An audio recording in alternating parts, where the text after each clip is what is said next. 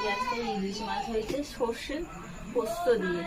কিন্তু এত দিন এত বছর হয়েছে, বড় হয়েছে, আমরা ইলিশ মাছ খেয়েছি সর্ষে পোস্ত। কিন্তু কেউ কি কোনোদিন খেয়েছে ইলিশ মাছ সর্ষে পোস্ত আলু দিয়ে? আজকে আমাদের বাড়ি সর্ষে পোস্ত ইলিশ আলু দিয়ে হয়েছে। দেখো ঠিকই হয়েছে, মাছের ঝোলের মতন। কেউ বলবে না এটা ইলিশ সর্ষে পোস্ত হয়েছে। এটা আলু দিয়ে মাছের ঝোল করেছি। জানি না খেতে কেমন লাগবে, খেয়ে কেমন হয়েছে টেস্ট করলে বোঝা যাবে যে আমাদের সর্ষে পোস্ত আলু কেমন হয়েছে। আর কি আছে? আর কিচ্ছু না। আর এটাই এটাতে সে ওভালে রুটি, এটা চা, তোমার জন্য চা রেখেছি, তুমি তো খেলে না। ওটা আর এটাতে রুটি আছে, রুটি রুটি। আর কিছু না।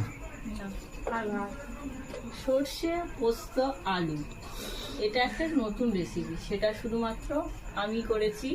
মা করেছে। ও সরি, আমি না, মা করেছে আমার জন্য, কারণ আমি একটু আলু ছাড়া খেতে পারি না বলে।